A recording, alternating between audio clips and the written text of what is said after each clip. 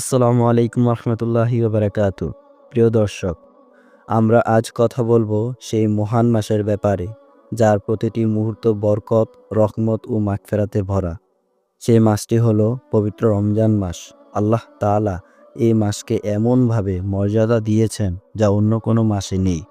আল্লাহ তাআলা বলেন, রমজান মাসে কোরআন নাজিল করা হয়েছে, যা মানুষের জন্য হেদায়াত এবং সৎ পথে থাকার জন্য। রমজানের প্রথম 10 দিন আল্লাহর রহমতের জন্য নির্ধারিত। এ সময় আল্লাহ তাআলা তার বান্দাদের প্রতি অফুরন্ত দয়া বর্ষণ করেন। হাদিসে এসেছে, যে ব্যক্তি এই মাসে আল্লাহর সন্তুষ্টির জন্য একটি নফল ইবাদত করে, সে অন্য সময়ের একটি ফরজ আদায় করার সমান সওয়াব পাবে। সুবহানাল্লাহ। দ্বিতীয় 10 দিন হলো মাগফিরাত বা ক্ষমা করার সময়। এ সময় আল্লাহ তাআলা তার বান্দাদের পাপ ক্ষমা করেন।